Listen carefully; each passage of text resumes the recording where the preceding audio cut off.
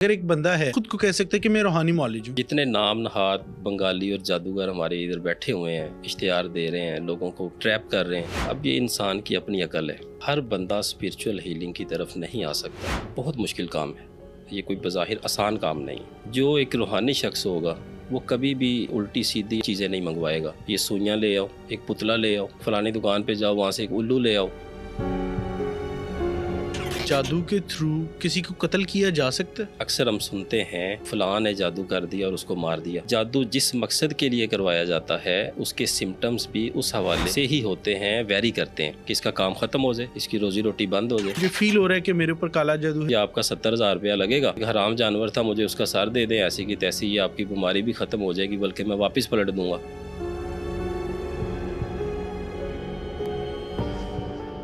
ناظرین، آج ہمارے ساتھ موجود ہیں چودھری رخسار صاحب، جن سے ہم جانیں گے کہ کیا واقعی ہی جادو کے ذریعے کسی کو قتل کیا جا سکتا ہے؟ قبر میں مردے کے ساتھ تعویذات کو لگا کر کون سا جادو کیا جاتا ہے؟ روحانیت، مراقبہ اور تصوف کیا ہے؟ اس کے علاوہ قرآن و حدیث کی روشنی میں ہم اپنی بیماریوں کا، رزق میں بندش کا اور اس کے علاوہ دیگر مسائل کا علاج کیسے کر سکتے ہیں؟ یہ سب کچھ جاننے کے لیے پوڈ کاسٹ کو اینڈ تک ضرور دیکھیں. السلام علیکم رخسار صاحب، کیسے ہیں آپ؟ جی وعلیکم السلام، الحمدللہ. اچھا رخسار صاحب، آج جس بارے میں ہم بات کرنے جا رہے ہیں ایک بڑا منفرد سا ٹاپک ہے، آبویسلی دیکھنے والے بھی جاننا چاہتے ہیں. اگر ہم روحانیت کو سمجھنا چاہیں، اسپرچویلٹی کو، تو اگر ایک عام انسان دیکھ رہا ہے کہ اسپرچویلٹی، تو وہ کیسے سمجھے گا کہ بیسیکلی یہ ہے کیا ہے؟ روحانیت عام لفظوں میں ہے کیا ہے؟ حسن صاحب، سب سے پہلے ورلڈ جو اسپرچویلٹی ہے، روحانیت ہے، اس کے اوپر غور کرنے کی ضرورت ہے کہ یہ کیا ہے. روحانیت یہ لفظ روح سے نکلا ہے کہ روح کا علم، اس کو آپ کہہ سکتے ہیں.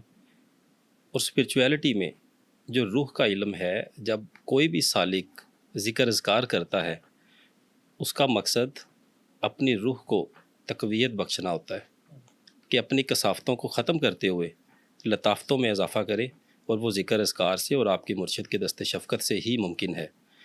اور اسی کا نام روحانیت ہے. لیکن ہمارے معاشرے میں جب ہم روحانیت کا ذکر کرتے ہیں تو لوگوں کے ذہن میں آتا ہے شاید کوئی چلہ کشی وغیرہ اور علاج معالجہ وغیرہ، دم درود وغیرہ، ان کامن ورڈز جو ایک لے مین سوچتا ہے. جبکہ جو روحانیت ورلڈ ہے، یہ اسے روح کا علم آپ کہہ سکتے ہیں کہ اپنی روح کے بارے میں جو علم ہے، اس کی کثافتوں کو ختم کر کے لطافتوں میں اضافہ کرنا، اور اس سفر کو ہم اسے روحانیت کہہ سکتے ہیں. ادروائز ایک اسپیسیفک یہ جو ٹرم ہے روحانیت، اس کو اس حوالے سے بھی دیکھا جاتا ہے کہ سفر روحانیت، کہ جی اللہ کی راہ پہ نکلنے کا جو سفر ہے، اسے ہم روحانیت کہتے ہیں. ٹھیک ہے. اچھا، اس کے اندر دو چیزیں اور ہم اکثر سنتے ہیں، لوگ مراقبہ کرتے ہیں، تصوف کی باتیں کرتے ہیں. میں پھر وہی بات کروں گا کہ ایک لے مین کے لیے تصوف کو سمجھنا یا پھر مراقبے کو سمجھنا، اسپرچویلٹی روحانیت کو سمجھنا، میڈیٹیشن وغیرہ کو سمجھنا، ان ٹرمینالوجیز کو ایک لے مین کیسے سمجھ سکتا ہے؟ سب سے پہلے میں آپ کے توسط سے ناظرین کو یہ بتانا چاہتا ہوں کہ یہ ایسی چیزیں نہیں ہیں. ٹھیک ہے. کہ ہم کسی کو پانی میں گھول کے پلا دیں اور اس کو یہ ساری سمجھ آ جائے. یہ ایک ٹائم ٹیکنگ پروسیس ہے. جب بھی کوئی اسٹوڈنٹ جو راہ سلوک کا مسافر جسے ہم بولتے ہیں، جو کہ سالک کہلاتا ہے، اللہ کی راہ پہ چلتا ہے، سب سے پہلے اس کی نسبت بہت ضروری ہے کہ اس کا کوئی مرشد ہو جس کے ہاتھ پہ وہ بیعت کرے، اس کے ساتھ وقت گزارنے کا اسے موقع ملے، اس سے سیکھنے کا موقع ملے. یہ چیزیں آہستہ آہستہ جیسے جیسے اس کا جو روحانی استاد ہے، مرشد ہے، وہ اسے سمجھانا چاہتا ہے، اس کے دل میں، اس کے ذہن میں اسے پیوست کرتا جاتا ہے. اچھا، یہ بیعت کا کیا کنسیپٹ ہے؟ ہمارے ہاں آبویسلی اگر دیکھا جائے تو ہمیں تو اس بیعت کا پتہ ہے کہ جو لوگ نبی پاک صلی اللہ علیہ وسلم کے ہاتھ پہ بیعت کرتے تھے، خلفاء کے لیے بیعت کرتے تھے. یہ کون سی بیعت ہے یہ جس کا آپ ذکر کر رہے ہیں؟ بہت اچھا کوسچن ہے آپ کا. دیکھیں، میں نے اس سے پہلے ایک ورڈ نسبت کا بھی یوز کیا جسے آپ نے سکپ کیا ہے. جی، آپ بیعت پہ آئیں، آپ نے نسبت والے ورڈ کو سکپ کیا ہے. دیکھیں، جو مرشد ہوتا ہے اس کے اوپر آقا کریم صلی اللہ علیہ وآلہ وسلم کی خاص نظر عنایت ہوتی ہے. وہ آقا کریم صلی اللہ علیہ وسلم کی مجلس میں ان کو نشست ملتی ہے الحمدللہ. ہو سکتا ہے اس پوڈ کاسٹ کے بعد آپ پہ اور میرے پہ فتوے لگ جائیں کہ جی یہ کیا باتیں کر رہے ہیں، لیکن جو بھی روحانی سالک ہے، جو اللہ تعالیٰ کے راستے پہ چلتا ہے، وہ ان چیزوں کو انڈرسٹینڈ کرتا ہے. سب سے پہلے جو اس کا مرشد ہے، جب وہ بیعت کرتا ہے، بیعت کا مطلب نسبت کا ہوتا ہے کہ وہ اپنے ساتھ اس کی نسبت کو باندھ دیتا ہے، جوڑ لیتا ہے. ٹھیک ہے. باقی جو بیعت کے بارے میں آپ ہمیں بتا رہے ہیں کہ آقا کریم صلی اللہ علیہ وسلم کے ہاتھ پر اور اس طرح سے، وہ تو ایک ڈیفرنٹ چیز ہے. لیکن یہ جو ایک روحانیت کا سفر ہے، نسبت کا سفر ہے، ہم اپنے مرشد کے ہاتھ میں ہاتھ دیتے ہیں، ان کا اپنے مرشد کے ہاتھ میں ہاتھ ہوتا ہے. اسی طرح سے جو ہمارے پیر و مرشد ہیں، میرے ماں جی رحمۃ اللہ علیہ اور ان کے پیر و مرشد جو حضرت حضور قبلہ عالم سرکار پیر جماعت علی شاہ صاحب سرکار، آپ کا جو واسطہ ہے، آپ کی جو نسبت ہے، وہ 38 واسطوں سے مولا کائنات حضرت علی رضی اللہ تعالیٰ عنہ سے ملتی ہے، حسنی حسینی سید. اور جب آپ ان کے ہاتھ پہ ان کے ہاں بیعت کرتے ہیں، اپنی نسبت کو جوڑتے ہیں، تو آپ کیا سمجھتے ہیں کہ آپ کو ان کے فیوز و برکات سے نہیں نوازا جائے گا؟ بالکل نوازا جاتا ہے. ٹھیک ہو گیا. اچھا، اگر ہم آگے چلتے ہیں، اوبیسلی ایک اگر اسپرچول بندہ ہے تو روحانی معالج بھی وہ خود کو کہتے ہیں، لوگوں کا علاج کرتے ہیں. تو سر مجھے یہ پہلے بتائیں نا کہ یہ اگر جو اسپرچویلٹی ہے اور روحانی معالج ہے، کیا یہ دونوں ایک ہی بندہ ہوتا ہے؟ اور اگر ہاں تو روحانی معالج لوگوں کا علاج کیسے کرتا ہے؟ وہ اس سٹیج تک کیسے پہنچتا ہے کہ وہ خود کو کہہ سکے کہ میں ایک روحانی معالج ہوں؟ میں اپنا کوشچن ایکسٹینڈ کرتا ہوں تھوڑا سا. لیٹ سے کہ جیسے آپ نے بھی بتایا، آپ نے ذکر کیا کہ آپ ایڈوکیٹ بھی ہیں، آپ ایڈوکیٹ بنے ہیں کسی لاء کالج سے. کوئی ڈاکٹر ہے تو وہ کسی میڈیکل انسٹیٹیوٹ سے فارغ ہوگا، کوئی انجینئر ہے اسی طریقے سے. تو کوئی روحانی معالج اگر خود کو کہہ رہا ہے تو وہ کیسے کہہ سکتا ہے؟ اس کے پاس کیا ڈگری ہے، یا وہ کیسے کوئی بندہ کسی اس پہ کیسے ٹرسٹ کر سکتا ہے کہ واقعی یہ روحانی معالج ہے؟ سب سے پہلے یہ جو آپ کا کوسچن ہے، اس لمبے کوسچن کا میں ایک ویری سمپل سا ایک جواب دیتا ہوں. ٹھیک ہے. کہ یہ اللہ تعالیٰ کی عنایت ہے، مرشد کی عطا ہے، اللہ تعالیٰ کا خاص فضل و کرم ہے.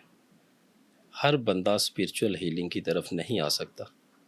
یہ بہت مشکل کام ہے، یہ کوئی بظاہر آسان کام نہیں ہے. اب میں بائی پروفیشن اسپرچول ہیلر نہیں ہوں. میری یہ روزی روٹی کا ذریعہ نہیں ہے. ٹھیک ہے. یہ الحمدللہ میرے مرشد کی دعاؤں سے اللہ تبارک تعالیٰ اور آقا کریم صلی اللہ علیہ وآلہ وسلم کی طرف سے خاص عنایت ہے کہ ہم خدمت خلق کریں، لوگوں میں آسانیاں بانٹیں. جیسا آج کل بازار گرم ہے آپ کے سامنے، لوگ در بدر ٹھوکریں کھا رہے ہیں، کبھی کسی معالج کے پاس، کبھی کسی معالج کے پاس. یہ اللہ تبارک تعالیٰ کی طرف سے ہماری ڈیوٹی ہے کہ ہم خلق خدا کی خدمت کریں، ان کے لیے آسانیاں پیدا کریں. ٹھیک ہے. نہیں، میرا سوال پھر وہیں پر یہ کہ اگر ایک بندہ ہے تو وہ کیسے خود کو کہہ سکتا ہے کہ میں روحانی معالج ہوں؟ کیسے وہ آئیڈینٹیفائی کر پا رہے ہیں؟ کیا اس کے پاس سرٹیفیکیشن ہے؟ دیکھیں میری بات وہی ہے، وہی مثال ہے. ڈاکٹر ہے تو اس کے پاس ڈگری ہے کہ میں بھائی ڈاکٹر ہوں. تو اگر میں آپ کے سامنے بیٹھا میں بول رہا ہوں جی میں روحانی معالج ہوں، تو آپ اس کو کیسے وہ کر سکتے ہیں کہ جج کر سکتے ہیں کہ عام بندہ لے مین کہ جی آپ روحانی معالج ہیں؟ اس میں سب سے پہلے گزارش ہے کہ جو بھی ایک اسپرچول ہیلر ہے، جب وہ اپنے روحانی سفر پہ نکلتا ہے، راہ سلوک کا مسافر ہے، جب وہ سالک اپنے روحانی سفر پہ نکلتا ہے اپنے مرشد کے دست شفقت کے نیچے، اپنے ذکر اذکار کرتا ہے، اپنی ریاضتیں کرتا ہے مخصوص. ٹھیک ہے. جب وہ ریاضتیں کرتا ہے، اپنے ذکر اذکار کو پکاتا ہے، ایک سٹیج آتی ہے جب ان پہ مرشد مہربان ہوتا ہے، اللہ تعالیٰ کی کرم نوازیوں کا سلسلہ شروع ہوتا ہے، اور یہ اجازت بھی آپ کو انہی کی طرف سے عنایت ہوتی ہے. ٹھیک ہے. اسپرچول ہیلنگ کی. اب بہت سارے علماء اکرام بھی ہمارے بیٹھے ہوتے ہیں جو کہ قرآن و حدیث کے بارے میں اپنا علاج بتا رہے ہیں. ٹھیک ہے. آپ کسی بھی چلے جاتے ہیں، کسی بھی مدرسے میں چلے جاتے ہیں، کسی بھی درسگاہ میں چلے جاتے ہیں، وہ لوگ آپ کو وہ اسٹڈی بھی کروا رہے ہیں، آپ کو وہ ڈگریاں بھی دے رہے ہیں، وہ بھی کر رہے ہیں. لیکن ایک خاص طبقہ، میں ایسے بزرگان دین کو بھی جانتا ہوں جن کے پاس اللہ تبارک تعالیٰ کی بے انتہا رحمتیں اور نعمتیں تھیں، لیکن وہ اپنے آپ کو ظاہر نہیں کرتے. اب آپ کا کوسچن ہے کہ ہم ان کو پہچانیں کیسے؟ ظاہر ہے. پہلی نشست میں ہی جب کوئی مریض کسی روحانی معالج کے پاس جاتا ہے، اپنا مسئلہ اس کو بتاتا ہے، وٹس ایور ABC، اللہ تعالیٰ اس کو شفا دے دیتا ہے۔ اب کسی شخص کے پاس بھی اس وقت تک لوگوں کا مجمع یا لوگوں کا رش یا لوگ اس کی طرف متوجہ نہیں ہو سکتے، کسی بھی آپ دنیاوی کسی چیز میں لے لیں، کوئی برانڈ کو لے لیں، یا آپ کہہ لیں کہ کسی اسپیسیفک پروڈکٹ کو لے لیں، جب تک اس کے اچھے ریویوز نہیں آئیں گے، جب تک لوگ اس سے مطمئن نہیں ہوں گے، اس وقت تک وہ بکے گی نہیں۔ ٹھیک ہے۔ اسی طرح سے جب اللہ تبارک تعالیٰ انسان کو نوازتا ہے اس حوالے سے، تو اللہ تبارک تعالیٰ اس کے پاس جب مریض بھیجتے ہیں اور وہ شفا یاب ہونا شروع ہو جاتے ہیں، اور ان میں سے ہی ایک آدھا کیس ایسا نکلتا ہے اللہ تبارک تعالیٰ کی طرف سے کہ وہ اس کے لیے ایک وجہ شہرت بن جاتا ہے۔ ٹھیک ہے۔ اچھا، یہاں پر آپ نے یہ سارا ذکر تو کر دیا، اوبویسلی اس سوال کو کرنے کا مقصد میرا یہ تھا کہ معاشرے کے اندر جو سب سے زیادہ ڈسکس کی جانے والی چیز ہے، دیکھیں یہ ہو بھی سکتا ہے اور نہیں بھی ہو سکتا ہے، کہ کالا جادو ہوا ہے، کالا جادو نہیں ہوا، کوئی جنات کا مسئلہ ہے، تو اسی لیے اوبویسلی روحانی معالج ہوتے ہی اسی لیے ہیں۔ تو مجھے آپ یہ بتائیں کہ اگر تو کسی پر کالا جادو ہو گیا، نمبر ایک کہ اگر کسی پہ جادو ہو گیا تو وہ آئیڈینٹیفائی کیسے کرے کہ کیا مجھ پر واقعی ہی کالا جادو ہے؟ نمبر دو، وہ کیسے اپنا معالج تلاش کرے؟ لیٹس سے کہ میں اگر یہاں پر بیٹھا ہوا ہوں، مجھے فیل ہو رہا ہے کہ میرے اوپر کالا جادو ہے، وٹس ایور میرے ساتھ مسئلے چل رہے ہیں، تو میں تو اپنا دماغ لڑاؤں گا کہ میں کس کے پاس جاؤں، کس پہ ٹرسٹ کروں، کس پہ نہ ٹرسٹ کروں۔ کوئی لبادہ اڑے نہ بیٹھا ہو، میرے سے پرسنل ڈیٹیلز لے لے اور الٹا میرے اوپر کوئی اور جادو کر دیں، کوئی بھی کام کر لے، پیسے مانگ لے، تو کیسے عام بندہ کیسے اپنے مسئلوں کو حل کرا سکتا ہے؟ حسن بھائی، اس میں گزارش ہے کہ آپ کا جو کوسچن ہے اس کے دو پہلو ہیں۔ سب سے پہلے ہے تشخیص کے حوالے سے، اور دوسرا جو آپ کا کوسچن ہے وہ معالج ڈھونڈنے کے حوالے سے۔ بالکل۔ جو تشخیص کے حوالے سے، وہ میں آپ کو یہ گزارش کرنا چاہتا ہوں کہ جادو جس مقصد کے لیے کروایا جاتا ہے اس کے سمٹمز بھی اس حوالے سے ہی ہوتے ہیں، ویری کرتے ہیں۔ فار ایگزامپل، ایک شخص نے جادو کروایا ہے آپ کے کام کو باندھنے کے لیے، آپ کی روزی روٹی کو باندھنے کے لیے، ٹھیک ہے، اس کے سمٹمز ڈیفرنٹ ہوں گے۔ جیسے کہ فار ایگزامپل، اگر اس کی کوئی شاپ ہے تو اس کا شاپ پہ جانے کو دل نہیں کرے گا۔ جب اس کی شاپ کو کھولنے کا وقت ہوتا ہے صبح کے وقت، اس کو شدید نیند کا غلبہ ہوگا، اس کی طبیعت خراب ہو جائے گی، سانس پھول جاتے ہیں۔ اسی طرح سے اگر وہ شاپ پہ چلا جاتا ہے، اسے وہ کام کرنے کو دل نہیں کرے گا، کسٹمر آپ کی شاپ کے اوپر آئے گا لیکن بات نہیں طے ہو پائے گی، بات نہیں طے ہو پائے گی اور وہ واپس چلا جائے گا۔ ٹھیک ہے۔ ایک نحوست کا جو وہ ہے نا، وہ آ جاتا ہے وہاں پہ۔ اوبویسلی اگر آپ کے ساتھ نیگیٹو چیزیں چل رہی ہیں، نیگیٹو جنات ہیں، شیاطین ہیں، تو ظاہر سی بات ہے یہ معاملات تو ہوں گے۔ اب اس کی شاپ بھی اور اس کے آمنے سامنے بھی شاپس ہیں، سیم پروڈکٹ ہے، سیم پرائس ہے، سیم مارکیٹ ہے، اس کے پاس صبح سے ایک گاہک بھی نہیں آتا یا چند ایک گاہک آتے ہیں۔ ٹھیک ہے۔ جبکہ دوسری شاپس ہیں ادھر اللہ تعالیٰ کی رحمتیں، سمٹمز آگے۔ اسی طرح سے میں نے اپنی ایک پچھلی پوڈ کاسٹ میں ایک واقعہ سنایا تھا کسائی والا۔ اب اس کے سامنے بھی شاپ ہے، ایک اس کی اپنی شاپ ہے اس انڈیویجول کی، گوشت لاتے ہیں ایک ہی جگہ سے، وہ گوشت لا رہے ہیں، اس کا گوشت بکتا بھی ہے، ٹھیک بھی رہتا ہے، جبکہ اس کا گوشت 2-3 گھنٹے کے بعد اس میں کیڑے چلنا شروع ہو جاتے ہیں، سڑ جاتا ہے، کوئی لے کے جاتا ہے اس کو واپس کر دیتا ہے۔ سو واٹ از دس؟ رزق کی بندش، کہ اس کا کام ختم ہو جائے، اس کی روزی روٹی بند ہو جائے۔ اسی طرح سے جب صحت کے حوالے سے جادو کیا جاتا ہے تو اس کے، اور پھر جادو میں صحت کے جو پوائنٹس ہیں ان کو بھی پوائنٹ آؤٹ کیا جاتا ہے کہ اس کی کمر کو باندھنا ہے، اس کی ٹانگوں کو ایسا کرنا ہے، اس کے سر کو باندھنا ہے، اس کو یہ ہو جائے، فار ایگزامپل جو بھی اس کا مقصد ہوتا ہے، دل کے امراض، گردوں کے امراض، اس طرح سے۔ پھر اس کے سمٹم سے بھی وہ ویسے ہی نمودار ہوتے ہیں، اس کی وہ چیزیں ویک ہونا شروع ہو جاتی ہیں۔ وہ ڈاکٹر کے پاس جاتا ہے، رپورٹس کرواتا ہے، بظاہر وہ ٹھیک آتی ہیں، ڈاکٹر کہتا ہے آپ کو کچھ بھی نہیں ہے، لیکن وہ بیچارہ اپنے گردے پکڑ کے بیٹھا ہوتا ہے، کڈنیز کو۔ لیکن جو وقت گزرتا ہے پھر آہستہ آہستہ وہ ان سمٹمس کی وجہ سے ان کی وہ النس ہے وہ ڈیولپ ہونا شروع ہو جاتی ہے ریئل میں. تشخیص تو ہوگی. اب علاج اگر اس کا ہم دیکھیں گے اوبیسلی سمٹمس تو آگے ہمارے سامنے, کوئی اللہ نہ کرے کسی کا رزق بند ہوا ہوا یا صحت کا مسئلہ ہے, تو وہ آئیڈینٹیفائی کیسے کرے گا, جو سوال کا دوسرا پہلو تھا. اب جو آپ کے سوال کا دوسرا پہلو ہے کہ آئیڈینٹیفائی کیسے کرے گا, یہ ایک بندہ بڑا آئیڈینٹیفائی کیسے کرے گا. جی یہ ایک بڑا چیلنجنگ کام ہے. اچھا ہاں ظاہر سی بات ہے. اب جتنے نام نہاد بنگالی اور جادوگر ہمارے ادھر بیٹھے ہوئے ہیں, اشتہار دے رہے ہیں, لوگوں کو ٹریپ کر رہے ہیں, اب یہ انسان کی اپنی عقل ہے. بعض اوقات ایسے بھی ہوتا ہے جو تھوڑی سی ہاؤ ناؤ رکھنے والا شخص ہے, وہ کسی کے پاس جاتا ہے اس کو آئیڈیا ہو جاتا ہے کہ واٹ از دس, کہ یہ کیسا بندہ ہے. بالکل صحیح کہنا. ایک روحانی بندے کے لیے جو ایک راہ سلوک کا مسافر ہے, اس کے لیے جب وہ کچھ اپنے ذکر اذکار کر لیتا ہے, ایک وقت گزار لیتا ہے, اس کے لیے تو پہچاننا کوئی مشکل کام نہیں ہے. وہ تو دیکھ کے بتا دے گا کہ یہ بندہ غلط ہے. لیکن میں ایک عام بندے کی بات کر میں رہا اسی طرف آ رہا ہوں. جی. جو ایک عام شخص ہے اس کے لیے یہ بہت مشکل ہے. اب اس میں 2-3 طرح سے چیزیں آ جاتی ہیں. جو ایک روحانی شخص ہوگا وہ کبھی بھی اس سے الٹی سیدھی اپنے جو پیشنٹ ہے چیزیں نہیں منگوائے گا. فار ایگزامپل, یہ سندور لے آؤ, یہ سوئیاں لے آؤ, ایک پتلا لے آؤ, فلانی دکان پہ جاؤ وہاں سے ایک الو لے آؤ, یہ چیز لے آؤ. اب ان چیزوں کا ایک روحانی معالج کے ساتھ کیا تعلق ہے؟ ایک سوچنے کی بات ہے. لال کپڑا مجھے چاہیے, ایک بکرے کی کسی حرام جانور کی سری لے آئے. میرے پاس ایسے مریض آئے ہیں جو کہتے ہیں جی ہم فلانی جگہ پہ گئے تھے, انہوں نے کہا جی آپ کا 70,000 روپیہ لگے گا, تو ایک حرام جانور تھا, مجھے اس کا سر دے دیں, ایسی کی تیسی, یہ آپ کی بیماری بھی ختم ہو جائے گی بلکہ میں واپس پلٹ دوں گا. ٹھیک ہے. اب یہ ایک لے مین ہے, اب یہ اس کے ایمان کا امتحان ہے.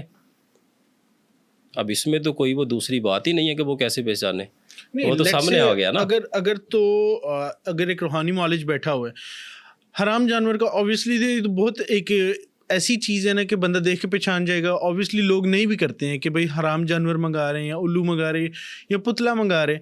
لیٹ سے اگر وہ کہتا ہے کہ جی بکرے کا گوشت لے آؤ, جو کہ موسٹلی ہوتا بھی ہے روحانی علاج کے اندر, بکرے کا گوشت لے آؤ, بیف لے آؤ, یا اس طرح کی اگر یہ منگوایا جا رہا ہے, کیا یہ ٹھیک ہے؟ اس سے ہوتا ہے علاج؟ اس میں ایک اور پہلو بھی آتا ہے. یہ صدقہ خیرات ہم کرتے ہیں, کچھ معالج ہے وہ کرتے ہیں صدقہ خیرات. اس میں ایک اور چیز آ جاتی ہے, فائنینشیل گین.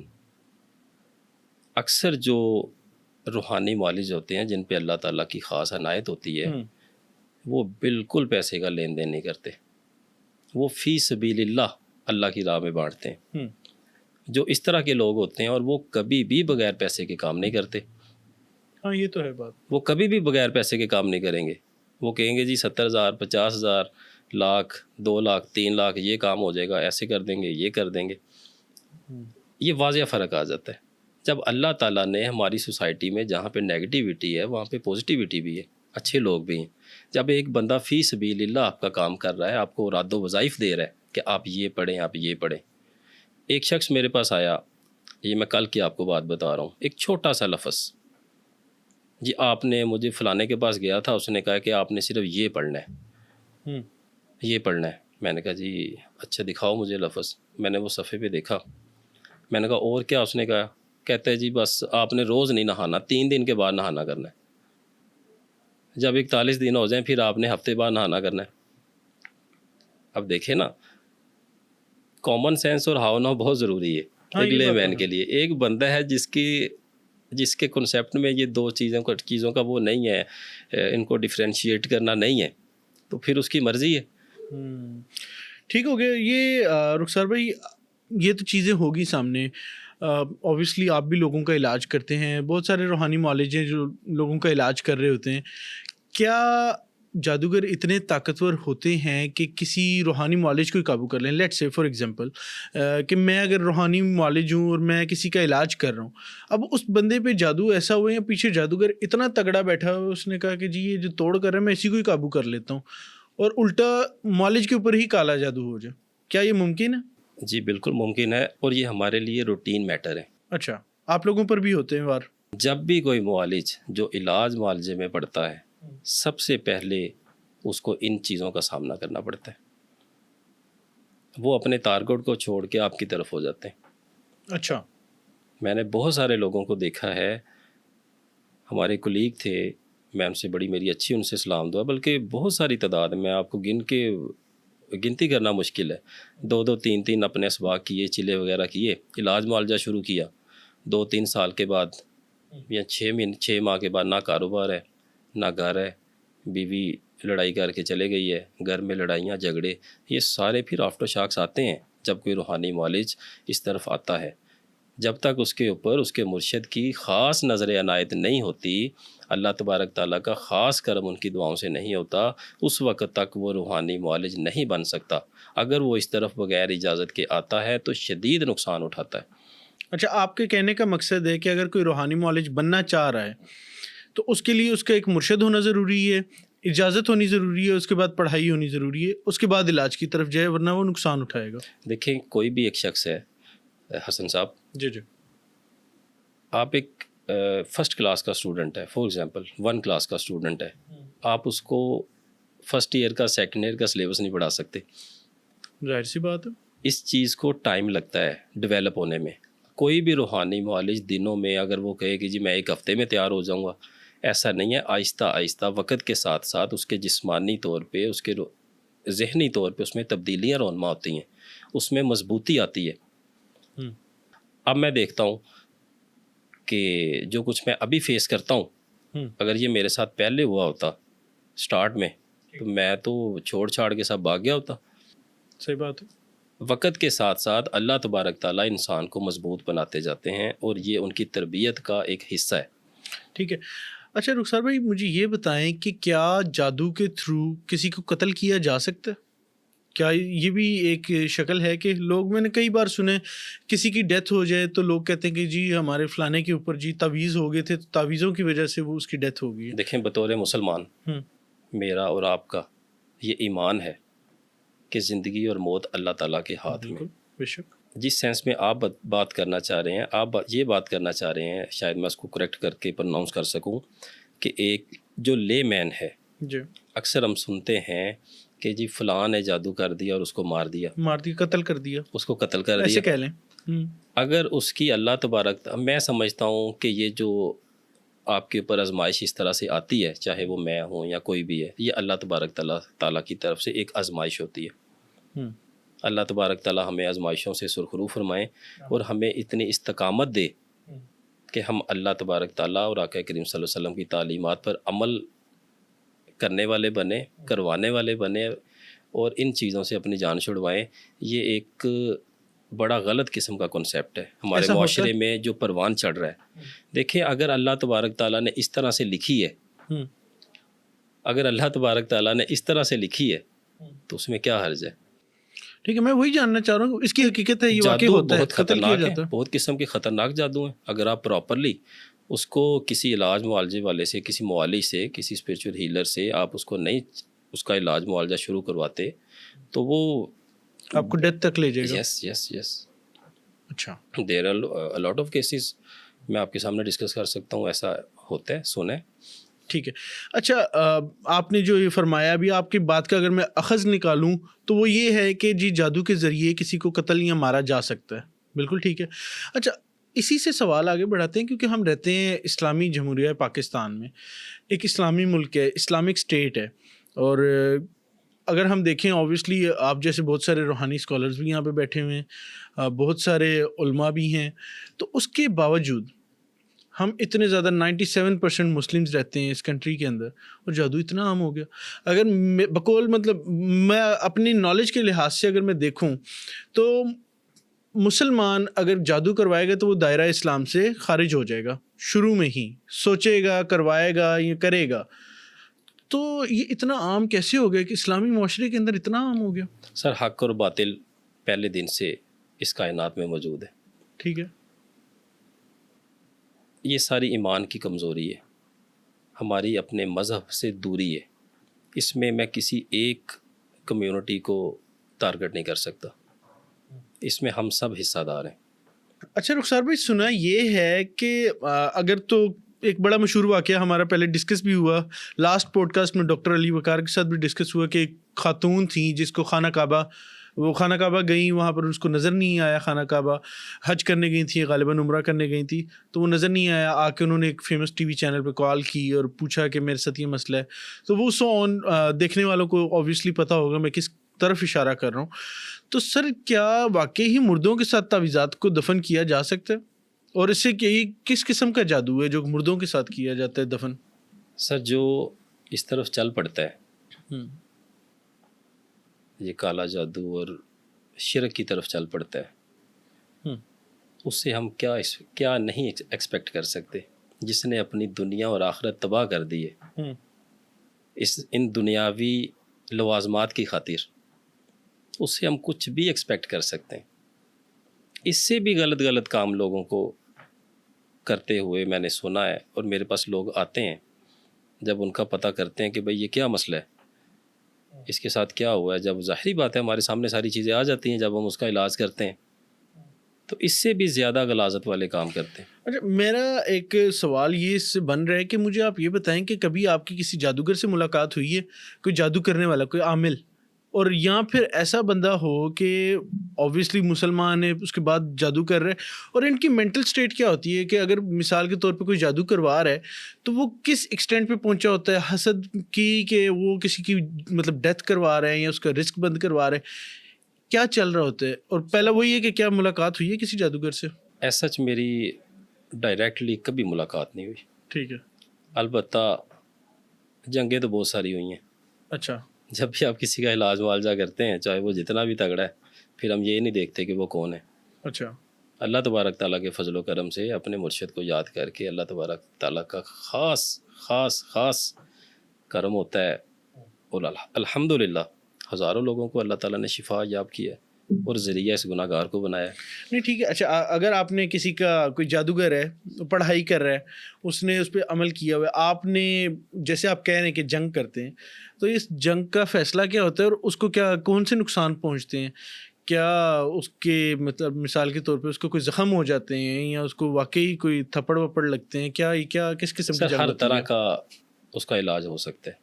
اب وہ یہ میٹر کرتا ہے کیس ٹو کیس. نہیں, آپ کس طرح کا علاج کرتے ہیں میں پوچھ رہا ہوں. ہماری تو کوشش ہوتی ہے کہ جو ہمارا مریض آیا ہمارے پاس, ہم اپنے کام سے اور تھوڑے کام کرنے والے ہیں, یعنی کہ اب اتنے پیشنٹس آتے ہیں, ہر بندے کے ساتھ بندہ وہ لگا ہوتا ہے, ان کا وہ کر رہا ہوتا ہے. ہماری کوشش ہوتی ہے کہ ٹو دا پوائنٹ رہتے ہوئے اس پیشنٹ کے جو ہمارے پاس آیا ہے صرف اس کا علاج کریں. تو ڈونٹ یو تھنک کہ آپ ایک بندہ آپ کے پاس آیا ہے, علاج کروا رہا ہے, اور ٹھیک ہے آپ نے اس پیشنٹ کا تو علاج کر دیا, وہ تو ٹھیک ہو گیا, لیکن جو پیچھے بندہ بیٹھا ہوا ہے وہ 4 بندوں پہ اور کر رہا ہوگا, تو آپ کے کیا ذمہ داری یہ نہیں بنتی کہ آپ اس بندے کو قابو کر لیں کہ وہ دوبارہ جادو ہی نہ کر سکے؟ بڑا اچھا کوشچن ہے آپ کا. ہماری کوشش ہوتی ہے کہ جو وہ اس کے پاس جو گندے اعمال ہیں جو وہ کر رہا ہے, جس کے تھرو یہ سارا کچھ کر رہا ہے, ہم آگے درخواست پیش کرتے ہیں کہ وہ بھی ضبط کر لیے جائیں. آپ کو پتہ چل جائے تو بندہ کون ہے؟ یس بالکل, آف کورس, چاہے وہ 7 سمندر پار بیٹھا ہو, بالکل پتہ چل جاتا. تو ایسے کوئی وہ نہیں کہ آپ اس سے بالکل ہی اس کی پاورز لے لیں کہ وہ جادو ہی نہیں کر سکے آگے دوبارہ؟ گزارش کی ہے آپ کو کہ اس کے جو عمل ہیں جو وہ گندے عمل کرتا ہے یا پڑھتا ہے وہ ضبط ہو جاتے ہیں. ضبط ہو جاتے ہیں. بالکل. کوئی بھی روحانی معالج ہے, اللہ تبارک تعالیٰ کا اگر اس کے اوپر خاص کرم ہے, مرشد کی عنایت ہے, تو وہ درخواست کرتے ہیں, اللہ تبارک تعالیٰ مہربانی فرما دیتے ہیں. اچھا ٹھیک ہے. آپ نے پیچھے ذکر کیا کافی سارا ہمارا مطلب رزق میں بندش کے حوالے سے, شادی میں مسئلے مسائل, یا اور بھی ڈفرینٹ قسم کے جو جادو ہوتے ہیں. سر اس کا قرآن و حدیث سے مجھے کوئی ایسا وظیفہ بتائیں کہ عام دیکھنے والے لوگوں کے پیچھے نہ بھاگیں کہ جی میں کسی سے علاج کرانے جا رہا ہوں یا یہ بابا جی ڈھونڈ لوں, کیونکہ اگر میں قرآن و حدیث کو دیکھوں نا تو کمپلیٹ کوڈ آف لائف ہے. مجھے ایسا لگتا ہے کہ آپ جو ان سے نہ لوگوں کے پیچھے نہ بھاگیں. اگر آپ کی ڈائریکشن درست ہے, اگر آپ قرآن و حدیث کو طریقے سے پڑھ رہے ہیں, طریقے سے اس کو فالو کر رہے ہیں, تو آپ کے ساتھ یہ والے مسئلے مسائل نہیں ہوں گے. تو کیا ایسا وظیفہ ہے کوئی کہ آپ خود اپنی پروٹیکشن میں خود کو رکھیں, اگر مسئلہ ہو بھی گیا ہے تو قرآن و حدیث کی روشنی میں اس کو حل کریں؟ جی حسن صاحب, ہمارے پیارے نبی آقا کریم صلی اللہ علیہ وسلم کی جو مسنون دعائیں ہیں وہ پڑھیں, پروٹیکشن ہے.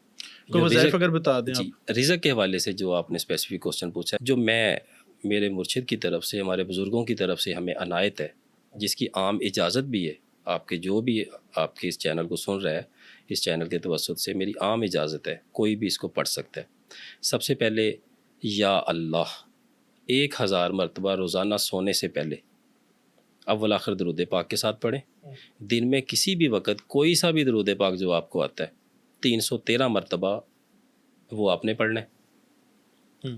سمپل 2 چیزیں. اور تیسری چیز اللہ تبارک تعالیٰ کے 2 اسم مبارک یا رزاق یا کریم 1100 مرتبہ اس کو اپنے ورد میں رکھنا شروع کر دیں. اور ایک ہفتے کے اندر آپ کو اس کے اثرات واضح طور پہ نمایاں ہونا شروع ہو جاتے ہیں. اس میں ایک اور اسپیکٹ آ جاتا ہے کہ جن لوگوں کے اوپر جادو جنات کے مسئلے ہوتے ہیں، بندش لگائی گئی ہوتی ہے، ان کے لیے علاج کروانا بھی ضروری ہوتا ہے. جب آپ کے اوپر اس طرح کے اثرات ہوتے ہیں تو آپ کے جو ذکر اذکار ہیں وہ بھی اس طرح سے کام نہیں کرتے، یا آپ کر نہیں پاتے، یا آپ کر بھی رہے ہیں تو آپ ان کے اوپر توجہ نہیں دے پاتے اس طرح سے جس طرح سے پڑھنے چاہیے، یا آپ کی وہ مسنگ ہو جائے گی. کسی دن آپ نے 1 دن پڑھ لیا، 2 دن چھوڑ دیا، تیسرے دن پھر پڑھ لیا. یہ ساری چیزیں پھر میٹر کرتی ہیں ساتھ ساتھ. نہیں تو اس طرح تو اگر وہ کسی روحانی معالج کے پاس گیا ہے، وہ تسبیحات دے دے گا، تسبیحات پڑھنے پہ بھی دل نہیں کرے گا. بالکل ایسے ہی ہے. لیکن جب وہ کسی روحانی معالج کے پاس جاتا ہے، وہ تسبیح دینے کے ساتھ ساتھ اپنی ڈیوٹی بھی سر انجام دیتا ہے نا. جیسے کہ فار ایگزامپل میرے پاس ایک پیشنٹ آتا ہے، میں اس کو تسبیحات دیتا ہوں کہ بھائی یہ تسبیح یہ آپ پڑھیں. اس کو یہ لگ رہا ہوتا ہے کہ میں نے اسے تسبیحیں دے کے بھیج دی ہے، اس کا کام ختم ہے، میرا کام ختم ہے. حالانکہ ایسا نہیں ہوتا. ہم اس کے جانے کے بعد جو بھی اس کے مسئلے مسائل ہوتے ہیں ان کو دیکھتے ہیں کہ بھائی کہاں سے ہوا، کیسے ہوا، اس کا سارا پھر ہم توڑ کرتے ہیں اس کو. اچھا رخسار بھائی، ہمارا نا پہلے بھی یہ چیز ڈسکس ہوئی ہے کہ روحانی معالج بنتا کس طرح سے، مطلب کوئی ڈاکٹر یا انجینئر ہو جیسے وہ بنتے ہیں. تو یہ اگر روحانی معالج ہے، اس کا سلیبس کیا ہوتا ہے؟ مثال کے طور پہ حزب البحر پڑھ رہے ہیں، چہل کاف کر رہے ہیں، یہ کون سے عمل ہیں، یہ کس طرح سے؟ اس کے علاوہ یہ حزب البحر اور چہل کاف تو کیونکہ بہت عام ہے، عام لوگوں کو بھی پتہ ہے کہ یہ ہوتے ہیں. اس کے علاوہ روحانی معالج کی تعلیم ہوتی کیا ہے؟ اس کا وہ کس طرح سے بنتے ہیں روحانی معالج؟ اس میں حسن صاحب گزارش ہے کہ جو بھی روحانی معالج ہوتے ہیں، ایک تو وہ خاص طرح کی ان کے اراد و وظائف ہوتے ہیں. بہت سارے میں ایسے عاملین کو جانتا بھی ہوں جو علاج معالجہ کرتے ہیں. وہ ان کو ہم عاملین اسی لیے بولتے ہیں کہ وہ اللہ تبارک تعالیٰ کے بہت سارے کلام ہیں. فار ایگزامپل دعائے حزب البحر، دعائے سیفی شریف، اسی طرح سے چہل کاف، حضرت غوث پاک سرکار رحمۃ اللہ علیہ کی دعا ہے چہل کاف. اسی طرح سے سورہ مزمل شریف کے بہت سارے عاملوں کو میں جانتا ہوں، یہ علاج معالجہ کرتے ہیں. یہ ساری چیزیں بہت ضروری ہیں. ساتھ ساتھ یہ آپ کے روحانی سفر کے ساتھ ساتھ جو آپ کے مرشد ہیں، آپ کے استاد ہیں، وہ آپ کو کرواتے رہتے ہیں. ٹھیک ہے. ان کا وظائف کرواتے ہیں. ان کی مخصوص تعداد ہوتی ہے، مخصوص دن ہوتے ہیں، اور مخصوص کلیے کے تحت ان کو پڑھنا پڑتا ہے.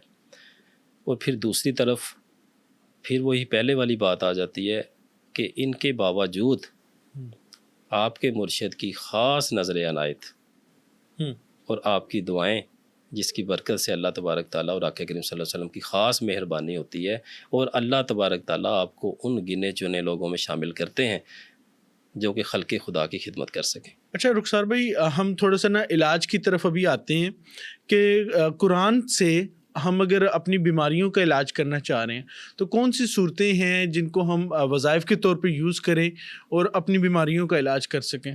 جی اب بیماریوں کی بھی کیٹیگریز ہیں.